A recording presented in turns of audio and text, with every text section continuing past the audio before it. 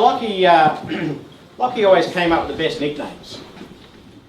Lockie was the first one to call Ben Brains, the first one to nickname him Billy Bullshit. And I suppose it's Ben's love of stories, together with his crooked toes and his penchant for looking in the mirror, that are the most inherited of the DNA traits that we all share, eh, Scotty? At 6:19 p.m. on Wednesday, 16 July, Ben checked what was to become the last website he would ever lay his eyes upon. In Ben's final journey to cyberspace, he showed what was foremost in his mind. He went to Jetstar Airways and checked in online for a flight that would take him home to embrace his father Scotty on his 80th birthday. Ben wanted to come home. 8.5 hours later, Ben was dead. What happened in that 8.5 hours?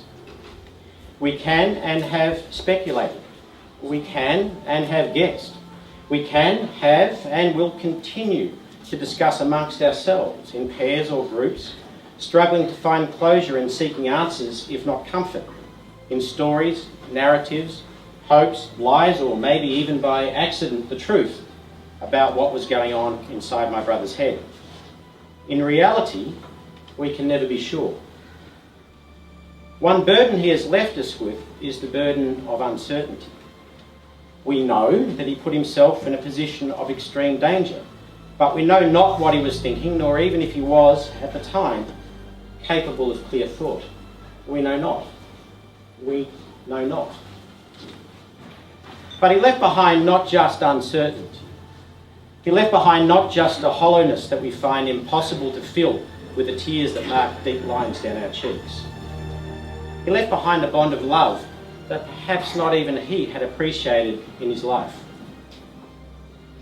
Lockie guarded our home, and guided by Ellie, Scotty, Stevie, Hamish and I, went to Bali with holes in our souls and aches in our hearts, seeking to find what happened to our brother, our son.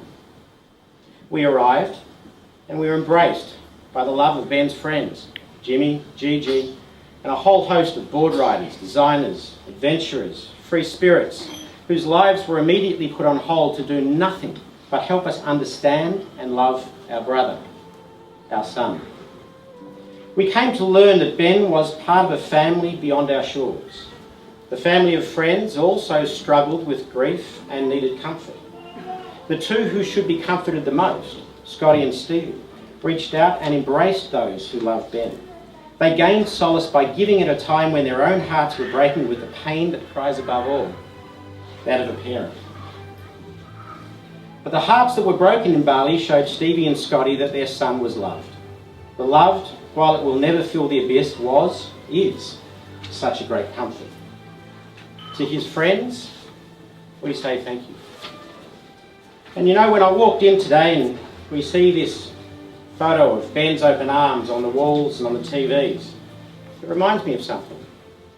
Since Hamish was around 4 and Ben around 6, there hasn't been a year in which the four brothers have lived in the same city.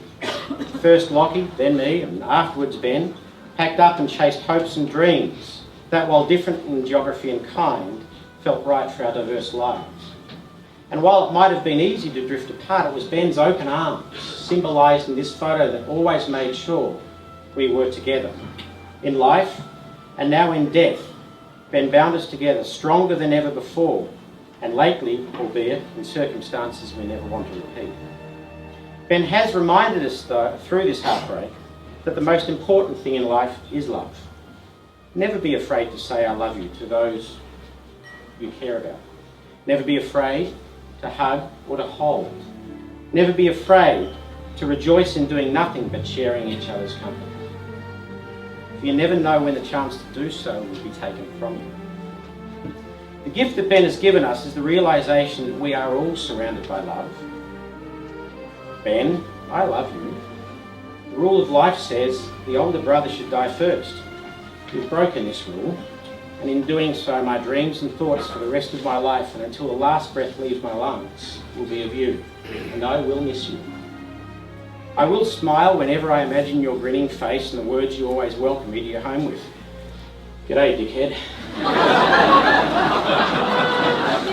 Goodbye, my brother. And now we do the 4 things he'd want us to do in time.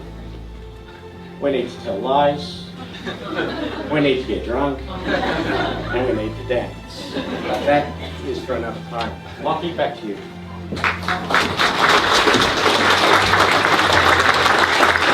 I'll now pass